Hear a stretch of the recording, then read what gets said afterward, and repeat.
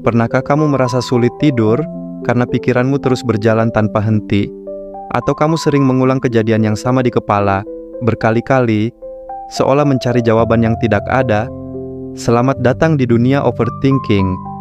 Hari ini, kita akan bicara jujur tentang apa itu overthinking, kenapa kita sering terjebak di dalamnya, dan yang paling penting, bagaimana kita bisa keluar dari lingkarannya.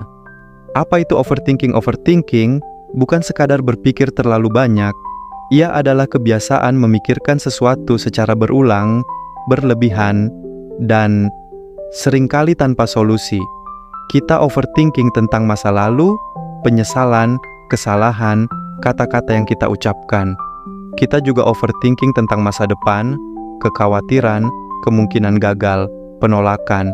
Tapi tahu nggak, pikiran seperti ini hanya menyita energi, tapi nggak menggerakkan kita kemanapun. Seperti duduk di kursi goyang, banyak gerakan, tapi nggak pernah maju. Tanda-tanda kamu overthinking. Berikut tanda-tanda umum kamu sedang overthinking. Kamu sering mikir, gimana kalau terlalu lama? Kamu susah tidur karena otakmu terus aktif. Kamu mengulang kejadian tertentu di kepala. Kamu susah ambil keputusan kecil sekalipun. Kamu selalu mikir worst case scenario. Pernah mengalami yang mana? Kenapa kita overthinking? Ada banyak alasan kenapa kita sering overthinking. Takut gagal. Kita tidak ingin mengulang kesalahan, jadi kita terlalu hati-hati. Perfeksionis. Kita ingin segalanya berjalan sempurna, tanpa celah. Tekanan sosial. Kita merasa dituntut oleh orang lain, oleh standar masyarakat, keluarga, bahkan media sosial. Pengalaman masa lalu. Luka yang belum sembuh sering muncul sebagai ketakutan tak berdasar. Semua ini wajar, tapi tidak semua harus disimpan sendiri.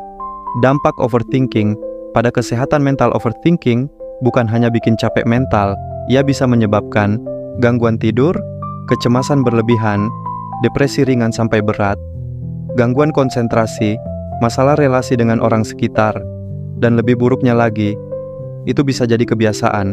Syukur mengatasi overthinking. Lalu, gimana cara kita menghadapinya?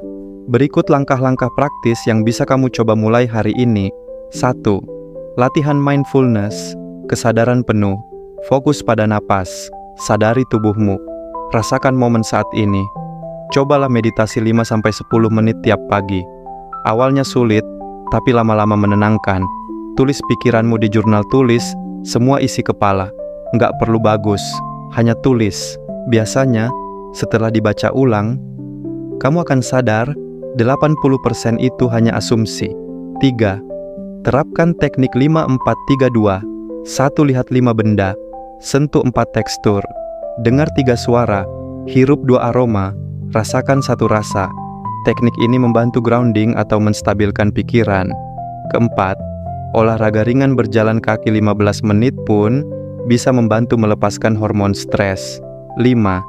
Batasi konsumsi sosial media. Scrolling terlalu banyak bisa memicu overthinking. Jadi, coba puasa medsos 1 jam sebelum tidur. 6.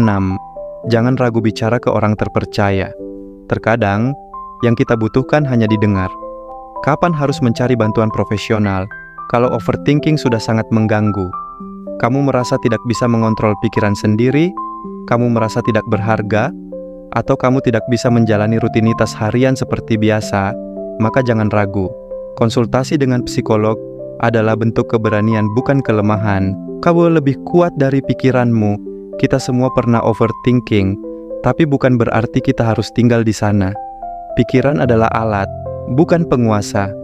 Dan kamu punya kekuatan untuk memilih, untuk berhenti menyalahkan diri sendiri, untuk mulai memaafkan, untuk melangkah ke depan. Hari ini, mari kita mulai.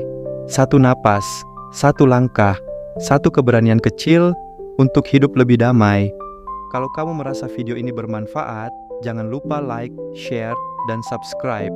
Tulis di kolom komentar hal apa yang paling sering bikin kamu overthinking. Kita bangun komunitas yang saling dukung.